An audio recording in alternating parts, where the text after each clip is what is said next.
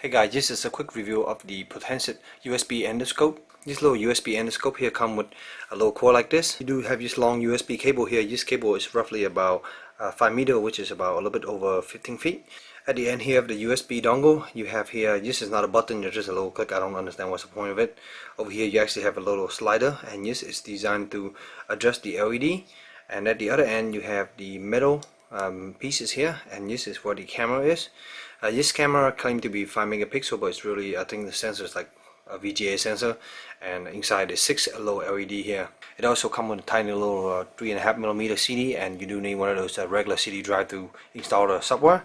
Anyway, my laptop actually didn't have that. This is a slot-free CD. I had to put it on my desktop, and after that I just copied the software over. It's just two little software. So I wanted to show you these two software here. This one is called Smart Camera, while the other one is called App Cam.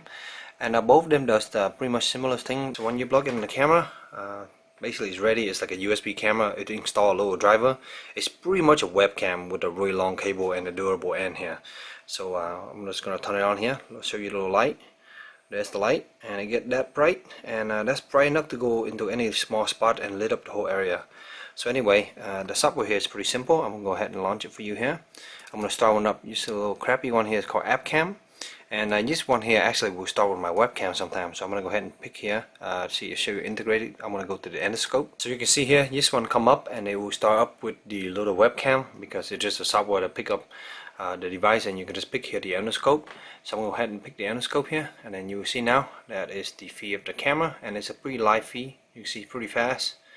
And that's basically the resolution of this camera. It's like a 640 by 480 camera. This software here, there's not much option you can do. You can just start recording here if you want to, and you can use this software. The other option to use is just other fancy software they have. Just remember to close that one. It's called Smart Camera. Let's launch this one.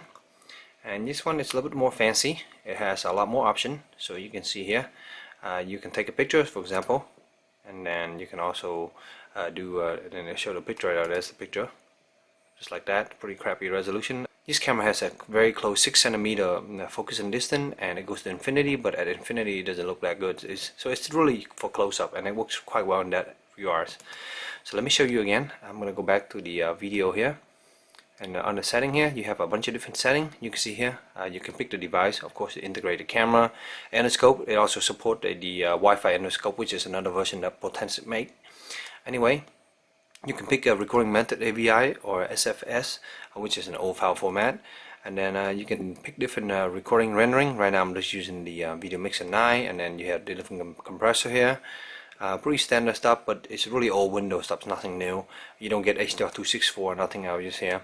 Although you can also convert it in post after, I guess. Microphone, no microphone, you can use the built-in mic if you want to, and then you have resolution. This resolution is interesting.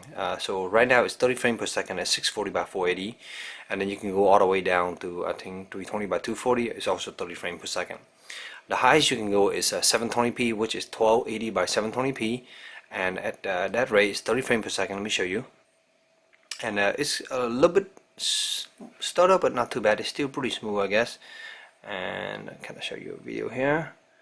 Let's see how close it gets. As you can see, that's pretty close now. There's the XPS logo. It also supports other video format here, and then some of those only go down to 3 frames per second. But at least the 720p here at Motion JPEG is at 30 frames per second. So that kind of gives you an idea. You also have the option over here to do time lapse and those other things on your side, and then there's a directory where it's going to record it to. And here is the Wi-Fi stuff if you have the Wi-Fi version of this app.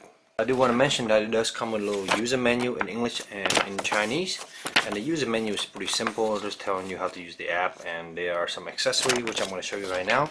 Here is the backup accessory. So you have a few things. You have this little round ring that let you attach those accessories, and then you have 3 different accessories. First you have a little magnetic thing, so you can use this to attach to the end down, and get to a small type light and use this magnet here to grab something, whatever the middle thing is. You also have here this small little mirror. It's a pretty small mirror. It does come with a little plastic protector, so remember to take that off, otherwise it's not going to work too well. And finally you have this little hook here.